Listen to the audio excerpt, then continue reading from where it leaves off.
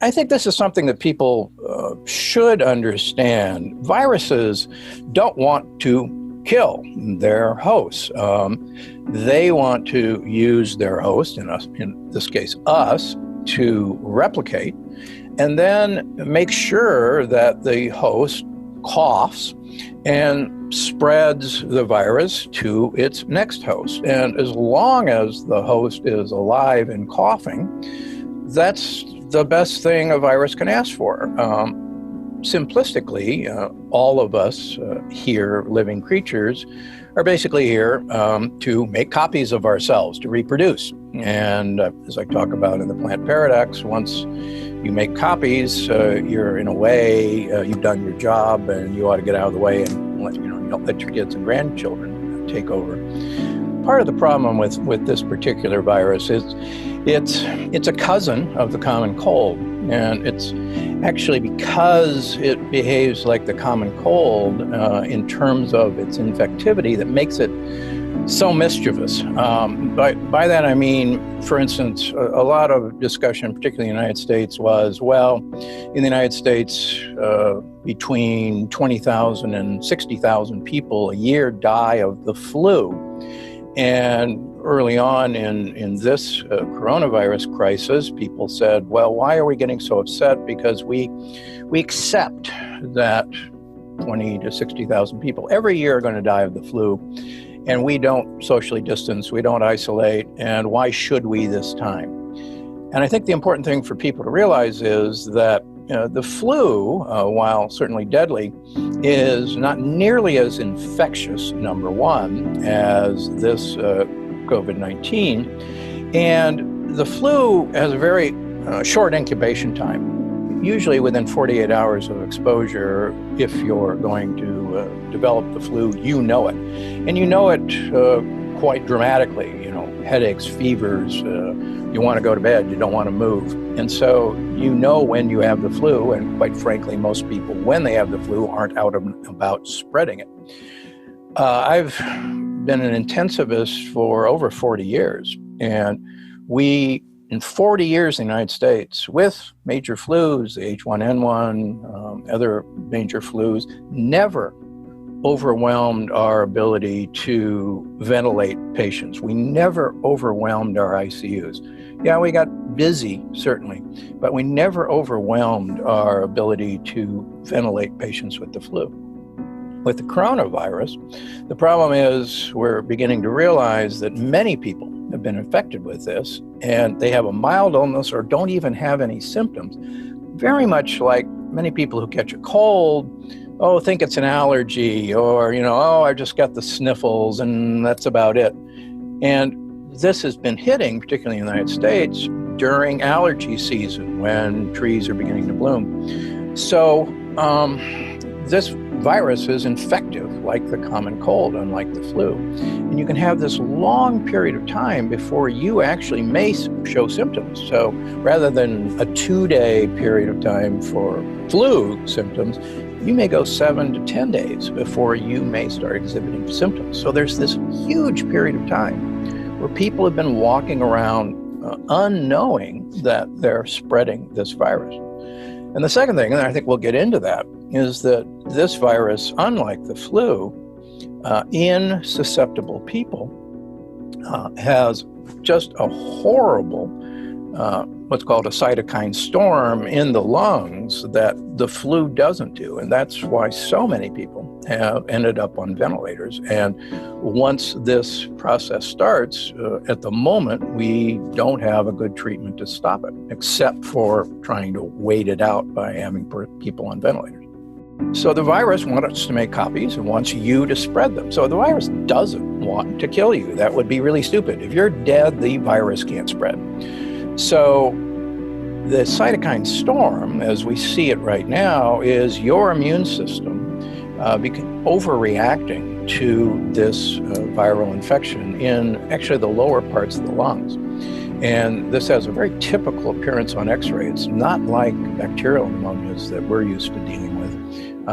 And it's this intense inflammatory reaction against the virus. And the whole idea of, clamping down on civil liberties goes actually against human nature.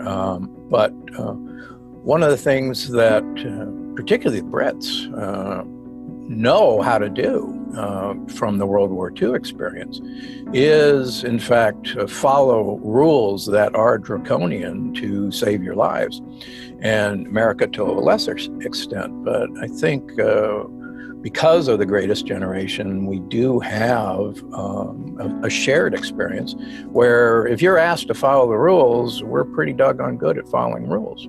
Okay, let's suppose we hit a peak and we start going down, and we do allow people to mingle. There is some suggestion, particularly out of Singapore, that we will see a new peak as people who were assumed to be uninfected anymore are still infected.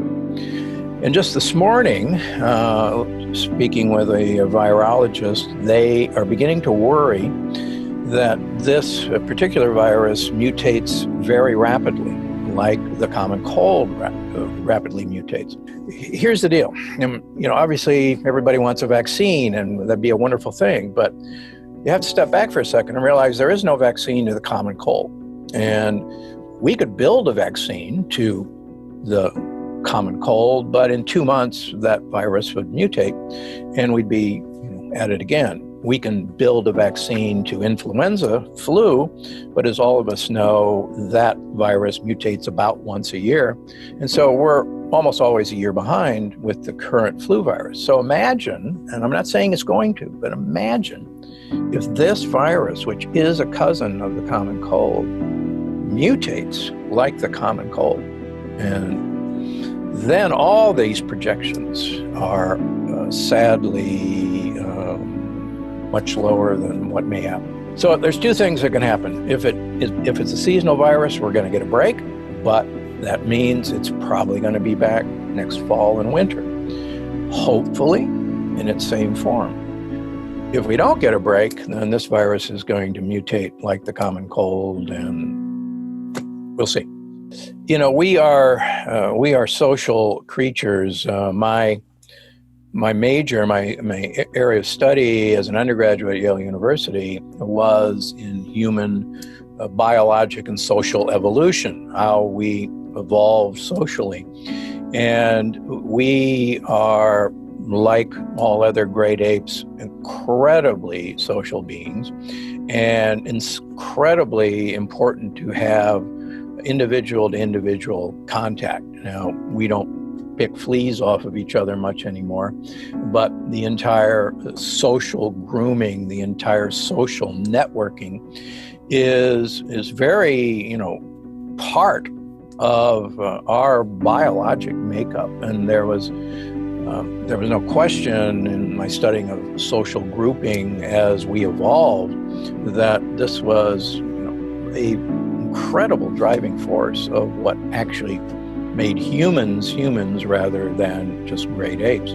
Actually, the whole idea of face interaction, of looking at expressions, of watching eyebrows move up and down. One of the arguments against social media in general, or text messaging or Twitter, is you don't actually see facial expressions as someone is either praising you or cutting you to ribbons on social media. And it's that person-to-person interaction that we as a species thrive on and need. And I think that's why you see this uptick in depression, in suicides, in alcohol consumption. When you got nothing better to do, that's one of the things we treat ourselves with. And I think not only is this social distancing, there's probably a breaking point where society, the economies will collapse unless we go back to work. Or simultaneously, our entire psyche may collapse unless we have a way to interact.